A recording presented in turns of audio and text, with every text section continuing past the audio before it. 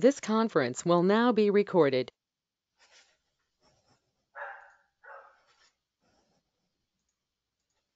Welcome to the October monthly partnership meeting of the Southeast and Caribbean Disaster Resilience Partnership. My name is Heather McCarthy and I serve as your executive director. I'm speaking to you today from the beautiful banks of the Ortega River in Northeast Florida. And as I see all of you one by one chime in today, it is so encouraging to see so many professionals come together from communities throughout North Carolina, South Carolina, Georgia, Florida. I saw Louisiana and the Caribbean territories and nations. So, our mission together is to strengthen community resilience and support rapid disaster recovery from storms and disasters by serving as the primary network for professionals in emergency management, climate adaptation, and disaster recovery in the Southeast United States and the Caribbean territories. Our stated vision is that communities in the U.S. Southeast and Caribbean will be more resilient to climate change, natural hazards, and disasters, thereby lessening the intensity and duration of the disruption to society. It is my absolute pleasure today to introduce our super speaker, Miss Tia Browne, who joins us today from the most easterly of the Caribbean islands, Barbados. Tia Browne has been working at the Barbados Meteorological Services for 6.5 years. She works as a senior meteorologist, preparing daily weather and marine forecasts and watches and warnings. Tia has worked to develop the BMS Climate Outlook newsletter, also called BCON, which provides monthly updates on rainfall and temperature up to 6 months in the future. During her time at the Met Office, she used her skills acquired from geographic information systems to develop several images, both for impact-based forecasting, or IBFs, and website development. She further honed her GIS skills by obtaining a Master of Science in GIS technology from the University of Arizona Global Campus. Her passion in the field of meteorology extends to encompass development of early warning systems to better prepare communities for natural hazards through raising awareness and providing comprehensible information to the public. It is my pleasure to present Ms. Tia Browne. Good morning, everyone, and thank you for giving me the opportunity to speak to you today. I'll go ahead and share my screen. So today I will be speaking a bit about the multi-hazard warning system that we have in place here in Barbados. I will take some time in the beginning to speak about the hazards that we're affected by, more particularly the hazards that would have affected us last year, and also look at how we forecast these systems and how we prepare the public for these hazards.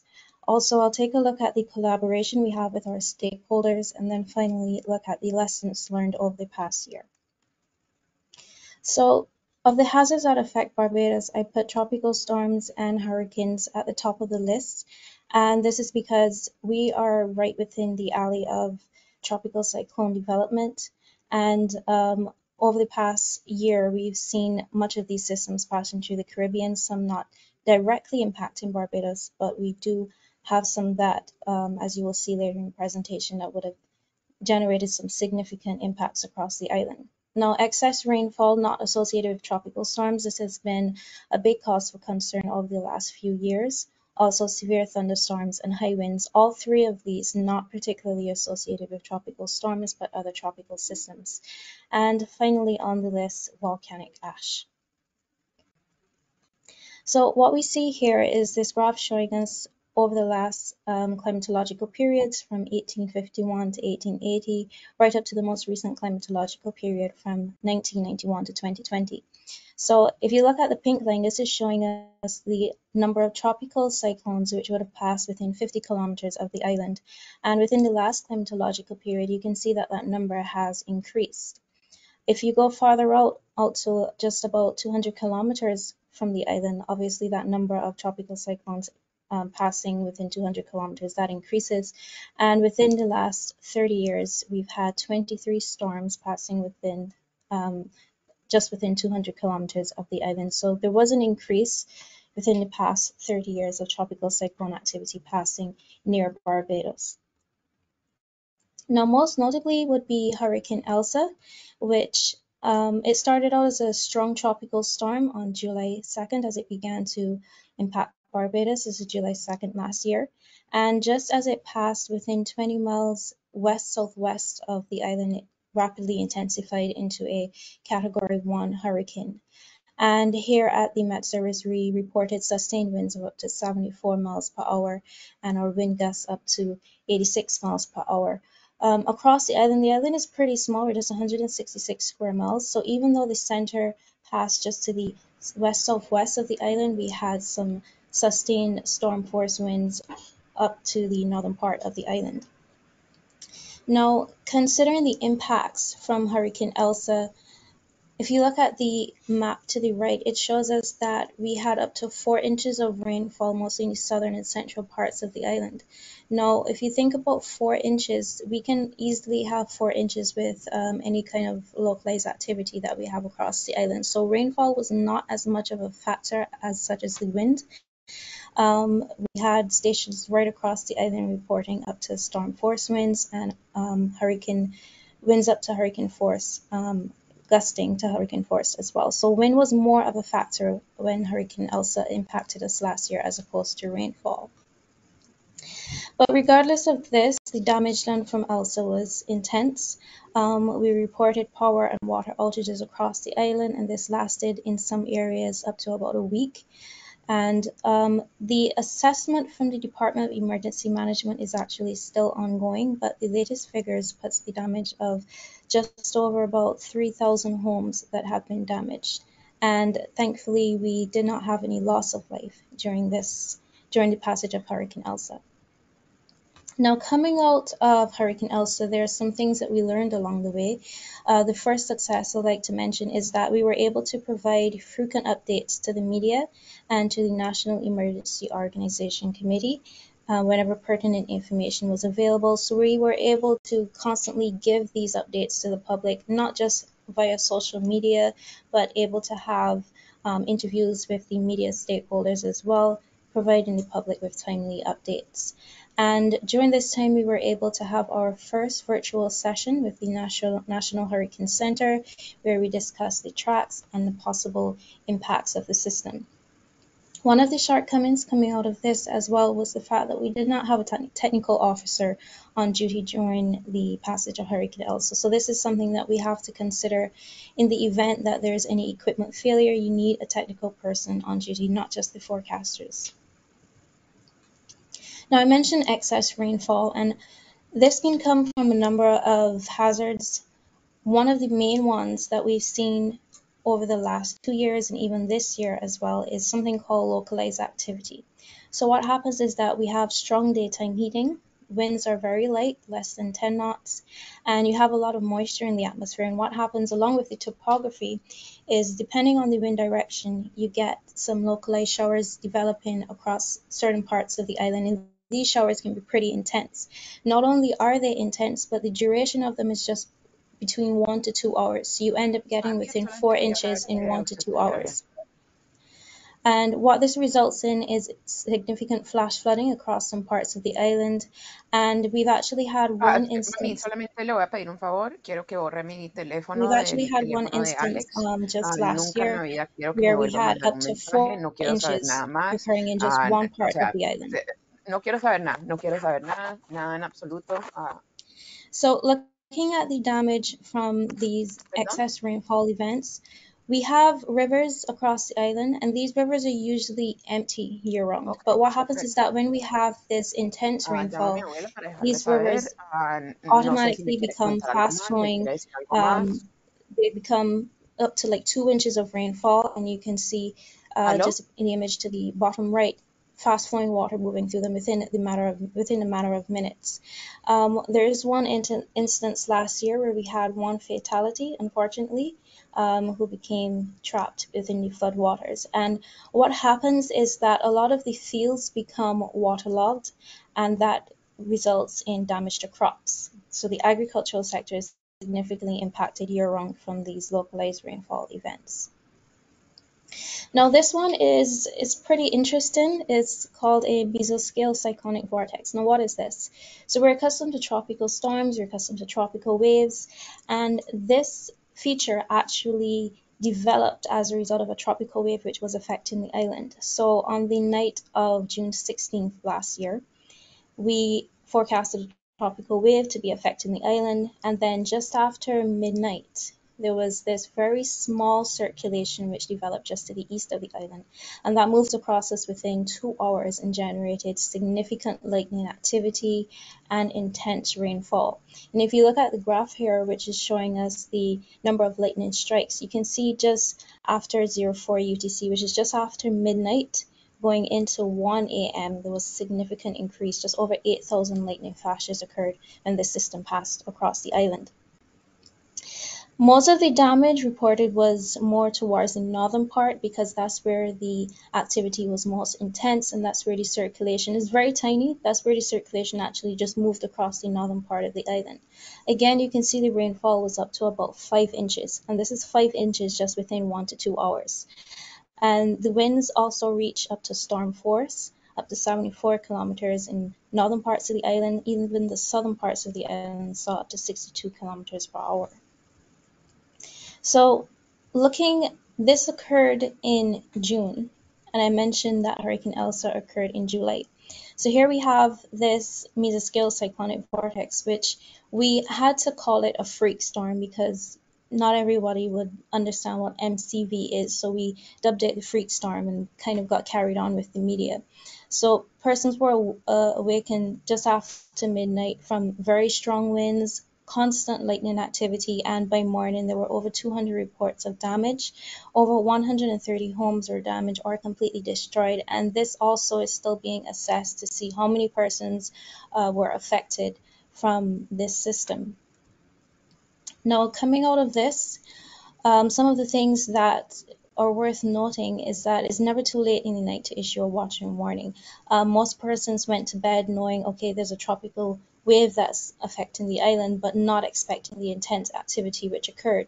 And also we were able to use our impact-based forecasting to issue watches and warnings to the public. But also because of the time that it happened, there was difficulties in communicating and contacting government officials and also some of the emergency managers as well. When it comes to government officials, we as a state body, we can issue watches and warnings, but it's often courtesy to inform our ministers of any inclement weather. So this was an issue during that time. Also, this is a small scale system which are not necessarily picked up on global models. So it's very hard to predict these systems and predict the intensity of these systems as well. And was the island prepared for such an event?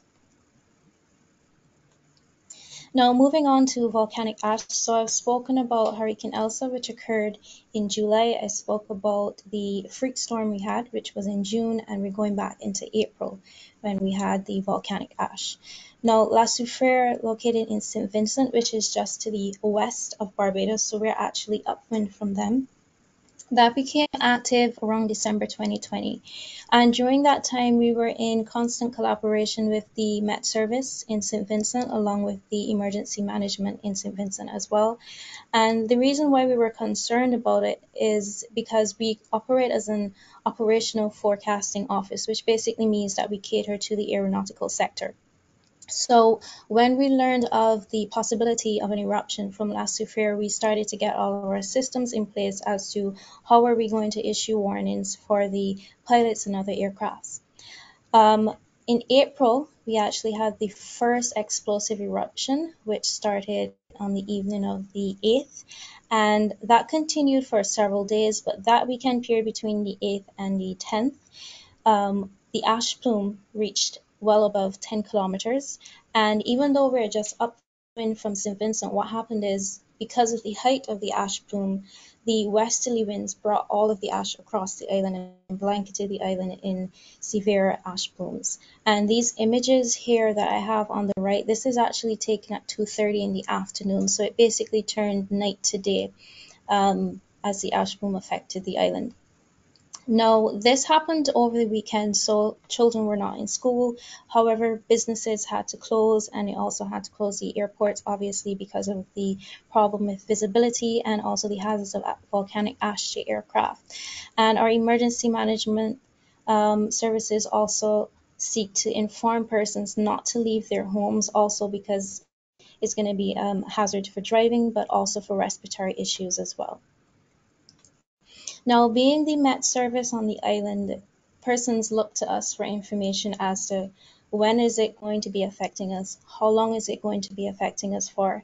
Now, our hazard systems did not necessarily take volcanic ash into perspective. We usually issue haze advisories. So what we had to do was change up our language a bit to more cater to volcanic ash and work with the emergency managers in St.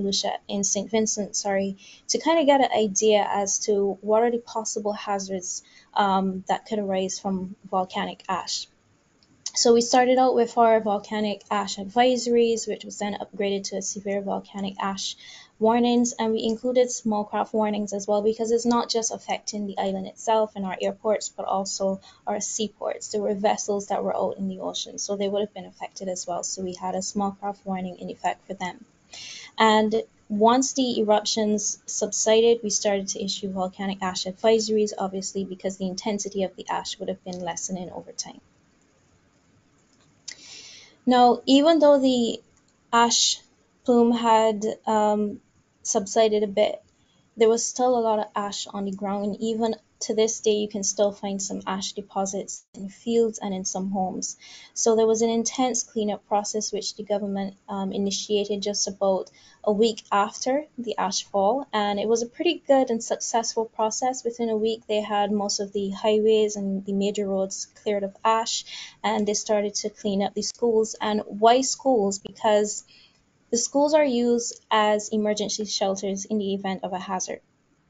But here you have the schools were significantly impacted by ashfall, and you had persons who needed to seek shelter. So the schools needed to be cleaned in order to provide shelter for those persons who needed it.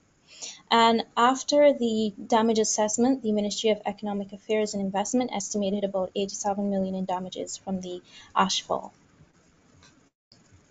So it was good to have the good collaboration with the St. Vincent Met Service. We were constantly updated and notified of any pending eruptions. Also, the services coming from the emergency managers as well. They were constantly updating the Met Service, which gave us the ability to send out our watch and storm warnings, and we could say, well, there was an eruption about 20 minutes ago and how much time it's going to take the ash plume to get over to Barbados and what you can do to prepare.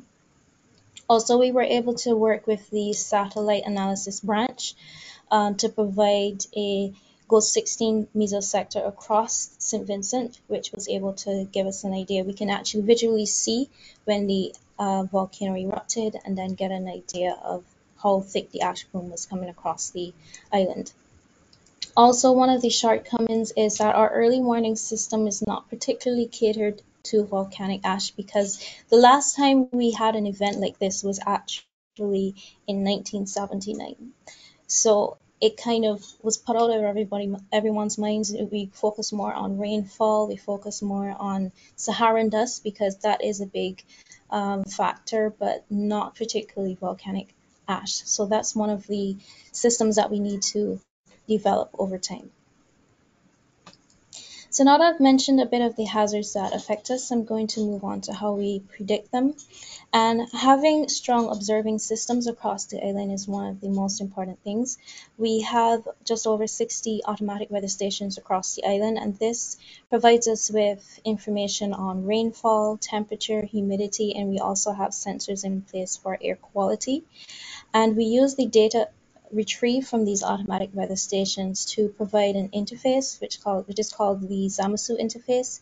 And this is on our website for both the public and emergency managers. You can see in real time the rainfall recorded across the island. You can see the maximum temperatures. So it gives you a more visual perspective as to how the rainfall is distributed across the island and how the temperature is distributed across the island as well.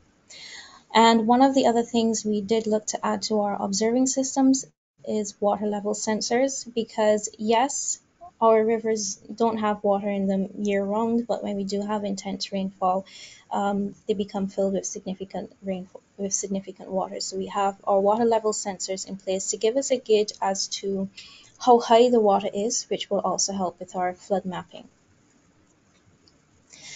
This year, we also upgraded our radar to a dual-polar radar, which was officially commissioned in March of this year. And what this does is that it provided the Met Service with the ability to better prepare ourselves for these short duration systems, as I mentioned, and also these systems that are not necessarily picked up on global models. It really does help us to see the event as it's unfolding. And we did a lot of rigorous training, both operationally and for our technical staff, in terms of the type of products that we can have from the radar. And the other observing system is our satellite ground receiving station, of which we are the only island in the Eastern Caribbean to have our own satellite ground receiving station. So what this means is that the satellite takes the data from the GOES 16, and then we use our in-house software, which converts it and provides us with our own satellite images, which we can use. And we also have the lightning mapper, along with all 16 of the GOES 16 channels. Now, for our forecasting systems, I mentioned that we are affected, yes, by large synoptic features like tropical storms, but there are smaller events which are not picked up by the global model. So we have our high-resolution WRF model, which is out to 400-meter resolution, and we use it at the moment for rainfall, wind, and rainfall and wind forecasting. And we also have our SWAN nearshore model, which gives us the wave heights across the island just out to 5 kilometers from the coast. So we have a better idea of the swell heights around the island itself. Now, how do we forecast these hazards? In the past, we started out by giving daily forecasts where we would simply say, well, okay, it's going to be fair to partly cloudy with a few isolated showers.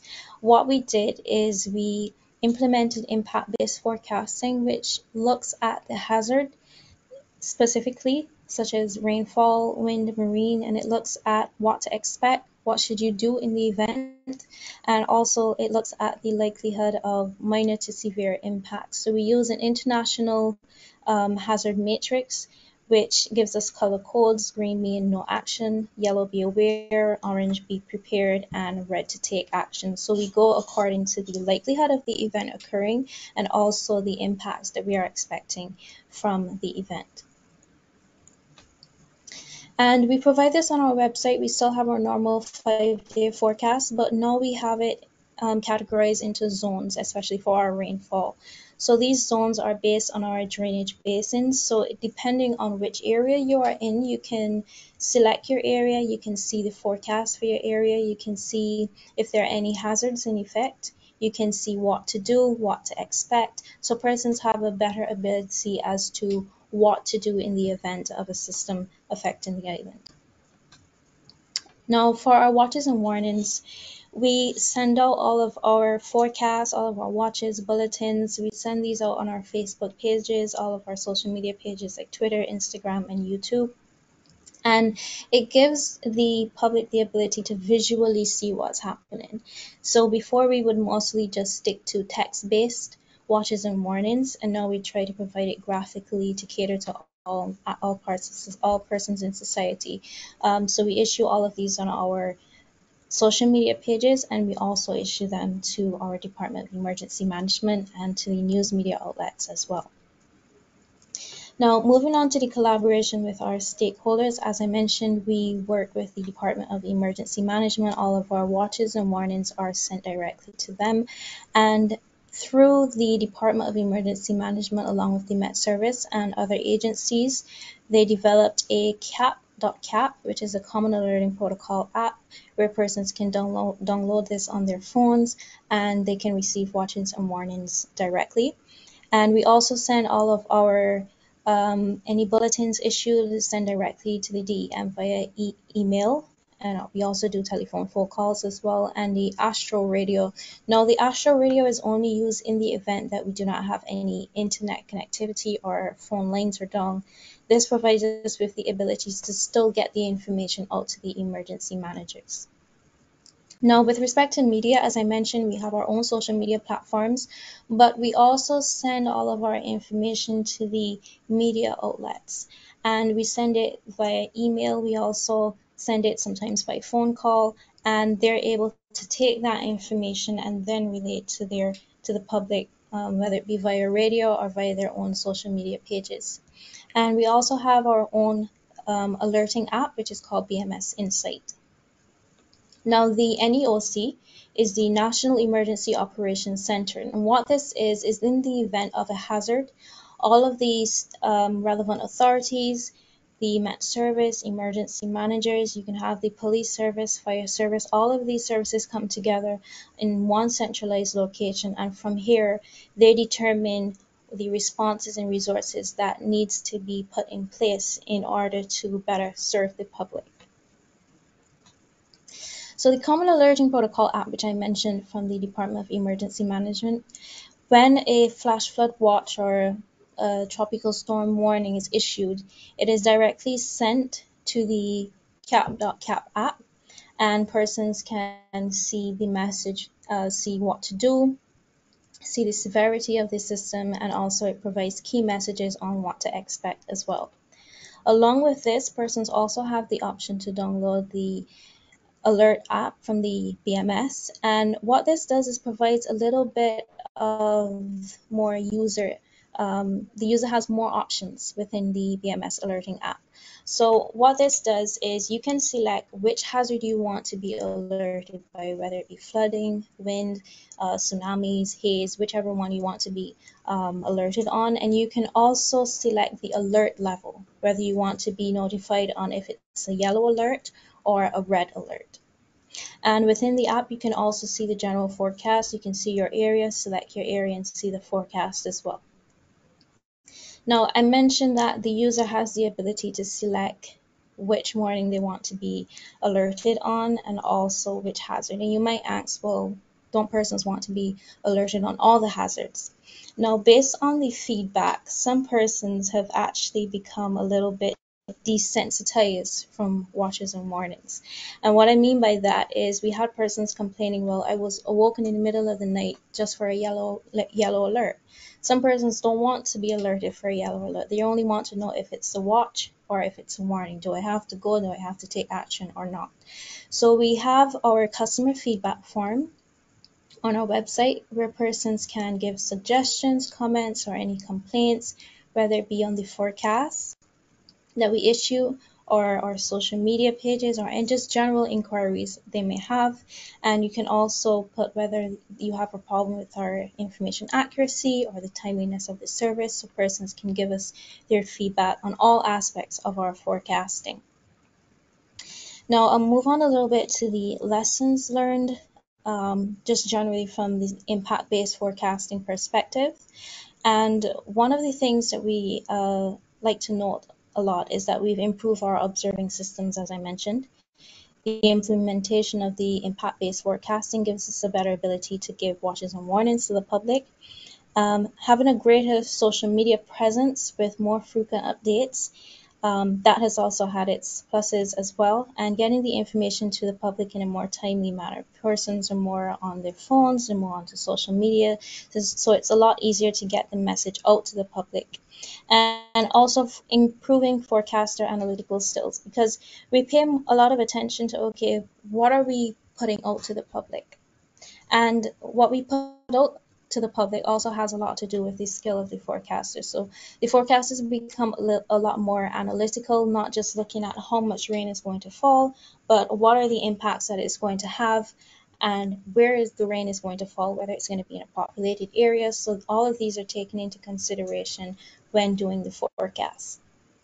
Now, in terms of our shortcomings, as I mentioned, yes, you have a greater social media presence. Yes, you're able to provide more frequent updates, but some persons become desensitized to it, and it's almost to the point where they might take the app off of their phones altogether. So it's about reaching that balance as to how many watches and warnings are issued, when are they issued, and also greater collaboration with the media in terms of transmission and communication of watches and warnings. Because when we issue a watch or warning and we send it to the media then has to take that information and send it out to the public. So there's a little bit of a lag in getting the information out. If you take, for instance, the freak storm, which happened in the middle of the night, if that had happened in the middle of the day, when persons are at school, persons are at work, you had just between 30 minutes to an hour to prepare for this. So by the time you get the information out, persons are already on the road. So it's all of this that has to be taken into consideration moving forward. And the last point that I mentioned here is improvements on forecasting thresholds and language. So yes, we have impact-based forecasting. Yes, we have yellow alert, red alert, orange alert. But what exactly does this mean? So we did a lot of educational outreach when we implemented it. And just up to a couple weeks ago, we had persons saying, well, I don't know what yellow means. So it's not just a point of implementing it, letting persons know, well, hey, this is what we're doing.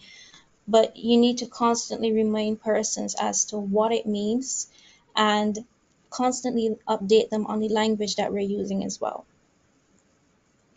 So coming out of this, there are a lot of improvements, and I've mentioned just a few here. The first one is the increase of the number of automatic weather stations that we have, obviously, because these observing systems play a greater role in understanding the distribution of like temperature across the island. And this plays a big part for forecasters as well as for the public in understanding your island and understanding how your island is impacted by these systems. Also providing daily video production on weather systems. So yes, we issue forecasts morning, afternoon, and night, but you can provide video production, which some persons have asked for, where you can actually see what's happening, see what is expected, see the forecast, and you have that interaction between the forecasting office and the public as well. Having a greater educational presence, always updating the public and letting them know about the systems that affect us, also how these systems can affect us, because persons outside of the wet season, persons become a little bit, they forget about what happened the season before. So it's always having to educate the public on these hazards, and obviously educational and sector outreach is one of the big factors as well. So that's all I have for the presentation, and I thank you so much for taking some time out of your day to listen to my presentation, and I am more than happy to answer any questions.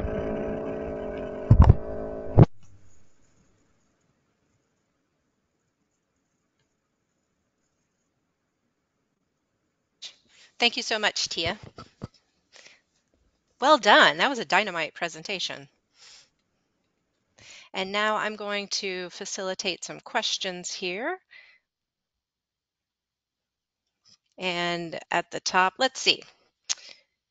Do we have some questions? You can either raise your hand or type in the chat box. If you can't see the chat box to the right of you, there's a little blurb icon at the top. Click on that, and then you can type in the chat box.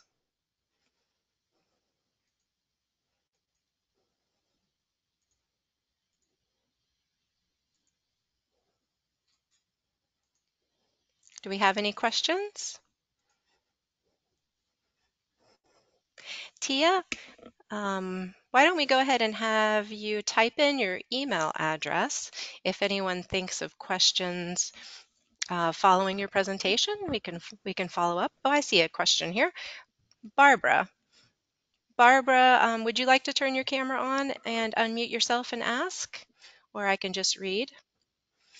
Barbara asks, what sort of goals are you working on in terms of climate services? Yes, so our climate services really only started back in 2019 when we started our Climate Outlook newsletter because we realized there was a need for it. We always provided climate services in terms of looking at the rainfall outlook, only specifically looking at rainfall and temperature. But we have now sectors reaching out and saying, well, for instance, agricultural sector, well, I want to know 6 months in advance what kind of rainfall are we looking at? What type of crops should we be planting? So not only is it just implementing climate services, but also more sector specific. The energy sector as well in terms of looking at the amount of sunshine that we get, and also there are a lot of solar farms that are going up as well, and they're requesting these climate services. So this is something that we now need to I would say improve. It's very we're at the beginning stages of it at the moment. So it's about involving these sectors, finding out what they need and how we can provide the services for them. So that's definitely our goal going forward. Thanks, Tia. We have another question from Brian. Uh, did you mention if these services are being developed for other islands as well? How about Puerto Rico? I'm not entirely sure for Puerto Rico. I know across the island, these services are already implemented for like Jamaica and for Trinidad and Tobago and some of these smaller islands like Dominica and St. Vincent, which we before we used to forecast for them. And now they're actually forecasting for themselves and actually moving towards a more impact-based forecasting. So in some of the islands, it's already implemented, but it's actually no beginning in some of the smaller islands. Hmm. Thanks, Tia. A similar question comes in from Madeline. Thank you for a great presentation. Have you worked closely with other meteorological services in the Eastern Caribbean? Have they also been using a multi-hazard warning system and impact-based forecasting as well? Yes. So, like I said, Trinidad has already implemented theirs. It's a pretty good system, if I may say. And we also have St. Vincent, which is now starting to get on board, St. Lucia, which is now starting to get on board as well. When the idea of impact based forecasting first came about, it was more on a regional level. And the Center for Meteorology and Hydrology, based here in Barbados, it's a regional center. They actually started providing early warning systems for these smaller islands who were not necessarily capable of doing it on their own. So they would work regionally with these islands to help develop their multi-hazard warning systems. Thanks, Tia.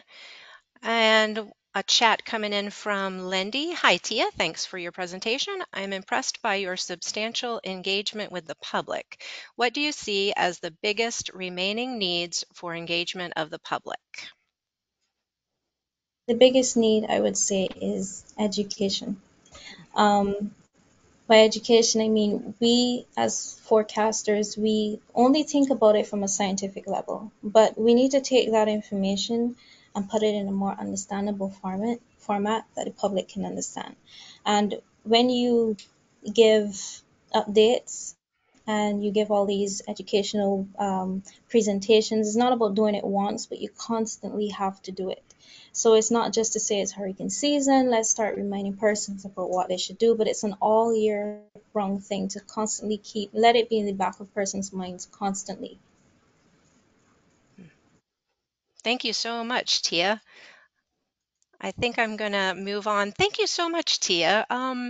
Incredibly important work that you do. And thank you for sharing your work from Barbados and your perspectives. We really appreciate that. And if anyone has any other questions for Tia, she has put her email in the chat box. So please reach out to her directly. The rest of the partnership, we've got some news. Please stay with me for 9 minutes. I have 9 minutes of very important news to share with you. First of all, exciting news. The partnership is coming back together in person for the first time in 3 years. The SCDRP 2023 annual meeting is scheduled in Miami, Florida on Tuesday, January 24th and Wednesday, January 25th. Registration is open via the SCDRP website. If you are associated with any students or others that are interested in attending our annual meeting but might need financial assistance, please encourage them to apply for a registration scholarship. There's more details on what is involved on our website. A very special thank you to our annual meeting steering committee. They've been working very hard for about the last 2 months, and here's a sneak preview of our tentative agenda. The theme for our 2023 annual meeting is Responding to the Urgency, Working Together to Build Effective and Inclusive Resilience. And as you can see, we are planning some productive timely sessions, engaging field trips and socials, and some exciting auxiliary gatherings, both before and after our main meeting. We are seeking sponsors for our annual meeting. So sponsorship funds are important, and they're used to lower the cost of registration for attendees, support conference-related expenses, and provide those registration scholarships for students and other participants that need them. As you can see, we offer 3 sponsorship levels: gold, silver, and bronze, and each level has associated benefits and opportunities, including complimentary registration. So we will be holding our main sessions and lunches in the ballroom at the Novotel Miami Brickell. This hotel here, the Novotel, is giving us an excellent group room rate at $199 per night, especially considering January is the high season in Miami. So book your room today through the SCDRP website, and I look forward to seeing everyone in Miami. It's membership drive time. So for many of you, it is time to renew your SCDRP membership. And now is a great time, because if you renew your membership before you register for the annual meeting, you will receive 25% off the meeting registration. And other big news, we are growing and we need 6 new advisory board members. So as the SCDRP grows, we are solidifying our rules of governance and we're finalizing our new policies and procedures. And as part of that process, we are formalizing the composition of our advisory board. So the composition of the board shall be intentionally diverse in terms of geography, sectors, and cultural background. So what does the advisory board do? The SCDRP Advisory Board helps to formulate and carry out the strategic direction of the partnership. The board members have input on the future of the partnership, fiscal development, enhancing connections with related agencies and organizations. There's also a number of opportunities to engage in subcommittees that are focused on funding, partnership, governance, and the annual meeting, which is a pretty fun committee. The board meets monthly to address a packed agenda that's filled with opportunities to help shape the future of the partnership. So take a look at this slide. Look at what we've got here. This is an exciting time in the timeline of SCDRP, and it marks the first formal election of the advisory board. And we need to fill 1 seat with a member from the following categories, as you can see in yellow: State of South Carolina, State of Georgia, State of Florida, U.S. Virgin Islands. We have 1 seat open for a nonprofit organization, and we have 1 more seat open for a representative from local government. Nominations open today. So remember, all these nominations are anonymous. You can nominate yourself. All nominations will occur online via the Google form, which is linked in the SCDRP newsletter that you got yesterday. So scroll all the way down to the bottom of that newsletter and you'll see the link to click to the Google form. We're going to keep nominations open until December 14th. And then during our December 15th partnership meeting, we will transition over to voting. So voting will open. Online voting will continue through the first day of the annual meeting in Miami, and then it will conclude at midnight on January 24th. And then the very next day, the new advisory board members will be announced at the annual meeting in Miami on January 25th. So please keep in mind if you would like to serve or who you think would be very good on the advisory board. Another bit of news, our next 2 monthly partnership meetings are moved up 1 week to accommodate holidays, so please check your calendar. Our next virtual partnership meeting will be held on Thursday, November 17th from 10 to 11 Eastern Standard Time, and we have 2 guest speakers scheduled. Our first speaker will say a very quick hello at 10 a.m., so please be on time. Dr. Ashley Ward from the Duke Nicholas Institute for Energy, Environment, and Sustainability. Dr. Ward will be facilitating an exciting post-meeting gathering after our 2023 annual meeting in Miami. And that gathering will include an off-site dinner mingle on Wednesday, January 25th, and a roundtable discussion and lunch from 8 a.m. to 1 p.m. on Thursday, January 26th. So these gatherings will include invited resilience officers and emergency managers from our partnership. So it's an awesome opportunity. Also, as our super speaker next time, we are extremely honored and excited to have Dr. Mona Bell. She and her collaborators will be bringing us updates from the Southeast and Caribbean Climate Alliance. And don't forget our YouTube channel. If you missed last month's presentation or you would like to share Ms. Browne's inspiring presentation today with others, please visit our YouTube channel for the recorded video. And now we have a few minutes left for some partner sharing and updates. Please feel free to use the chat box and or raise your hand to share announcements. You can share resources, funding webinars, publications, etc. Do we have anyone that would like to share?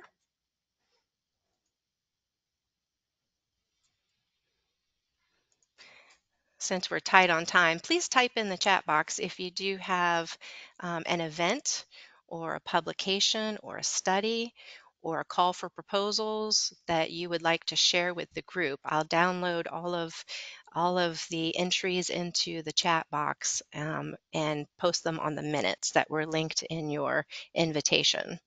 Please send those afterwards to scdrp@socorro.org, and we'll make sure to put them into our next newsletter. A special thank you to our speaker today, Ms. Tia Browne, for sharing with us their inspirational work in Barbados, and a big thank you to you for joining us today and your continued contributions to the Southeast and Caribbean Disaster Resilience Partnership. Thank you again, and have a wonderful Halloween weekend.